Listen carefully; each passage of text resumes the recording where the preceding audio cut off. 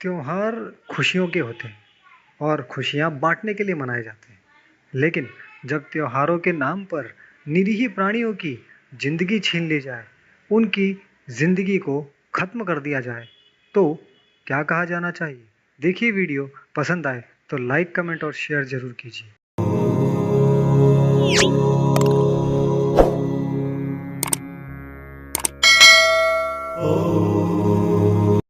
नमस्कार दोस्तों, आज मज़हब के नाम पर हो रहे ऐसे त्योहार जिसमें करोड़ों प्राणियों की ज़िंदगी छीन ली जाती है, वो भी तड़पा-तड़पा कर, उस पर कुछ हिसाब-किताब लेना चाहते हैं। और संभवतः ये सवाल हर किसी के मन में होगा कि भारत देश में इनकी जनसंख्या लगभग 30 करोड़ से ऊपर है और यदि परिवार माने तो मान लीजिए कम से कम 3 करोड़ परिवार तो होंगे ही, यदि एक परिवार में 10 सदस्य माना जाए। अब अगर मान लीजिए हर परिवार एक जानवर की कथित कुर्बानी देता है, जी हाँ, कुर्बानी शब्द प्रयोग किया जाता है, तो पूरे देश में लगभग 3 करोड़ निरीह बेजुबान प्राणियों को तड़पा-तड़पा कर मार दिया जाता है। अब यदि हम माने कि नहीं, 50% परिवार ही इस कार्य को करते हैं यानी कुर्बानी देते हैं, तो भी कम से कम 1.5 करोड़ निरीह प्राणी, बेजुबान प्राणी तड़पा-तड़पा कर मार दिए जाते हैं। अब थोड़ा हिसाब लगाते हैं। मानिए एक प्राणी में 10 लीटर खून भी हो। ये हमने औसतन आंकड़ा दिया है क्योंकि जानकारी के अनुसार हर जानवर के शरीर में 10% हिस्सा खून का होता है। अब मानिए यदि कोई भी जानवर की कुर्बानी दी जाती है, वो हट्टा-कट्टा ढूंढ कर लाया जाता है, तो कम से कम एवरेज औसतन मानेंगे तो एक जानवर 100 किलो का होता ही है। तो इस प्रकार हम मानते हैं कि 10 लीटर खून होता है, यानी कुल मिलाकर 15 करोड़ लीटर खून बहा दिया जाता है। अब औसत वजन की बात करें तो मानिए हम 100 किलो एक जानवर का औसत वजन मान के चलते हैं, तो 100 किलो के हिसाब से कितना टोटल मिलाकर कितना हार्ड मास हुआ? 1.5 करोड़ इंटू 100 यानी लगभग 150 करोड़ किलो हार्ड मास निकलता है। अब ये सारा जो कृत्य किया जाता है, इसको धोने के लिए पानी की ज़रूरत पड़ती है। मान लीजिए कम से कम 50 करोड़ लीटर पानी बहा दिया जाता है। जी हाँ, 50 करोड़ लीटर पानी।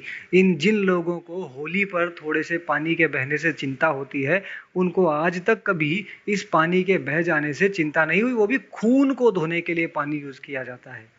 अब ये तो हर कोई जानता है कि 100-150 किलो का जानवर कोई भी 1 या 2 परिवार पूरा नहीं खा सकता। तो ये जो जितना खा लेते हैं उसके बाद जो बचता है वो या तो सड़ता है या सड़कों में, नालियों में, पोखरों में, खेतों में, नदियों में फेंक दिया जाता है।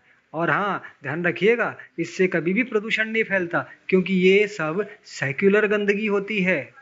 अब सबसे बड़ी बात यह है कि जो पशु प्रेमी संस्थान है, पर्यावरण प्रेमी संस्थान है और हमारे माननीय एससी सुप्रीम कोर्ट आदि हैं, इनको इस समस्या कोई बहुत बड़ी समस्या लगती ही नहीं है। इन्हें ना तो प्रदूषण की चिंता है, ना इतने सारे जानवरों के मारे जाने की चिंता है। जबकि हाँ, जलीकट्टू में सांडों के साथ जो खेल होता था, उस खेल से इनको पशु हिंसा दिखाई देती थी, परंतु करोड़ों करोड़ों करोड़ों जानवरों को हलाल कर दिया जाता है। जी हाँ, उन्हें तड़पा तड़पा कर उनके गर्दन पर छुरी मारकर उन्हें छोड़ दिया जाता है तड़पने के लिए। वो तड़प तड़प कर मरता है, वो चीखता है, उसकी चीख इनको किसी को सुनाई नहीं देती। उन जानवरों में इनको जीव नहीं दिखाई देता, जीव दया इनको कहीं दिखाई नहीं देती, पशु हिंसा इन्हें कहीं दिखाई नहीं देती, कोई इनके विरुद्ध नहीं बोलता।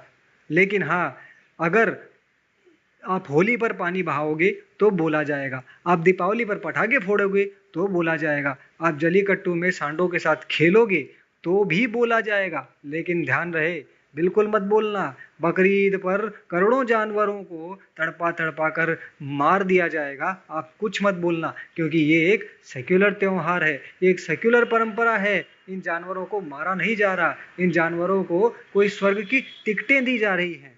आखिर क्यों लोगों के मन में सवाल न उठे कि ये संस्थाएं और ये कोर्ट, ये कानून, ये किस तरीके की विचारधारा पर, किस तरीके के मानकों पर चलते हैं? क्या लोगों के मन में सवाल नहीं उठने चाहिए? और उठते हैं तो क्यों उसे हम उठाते नहीं हैं?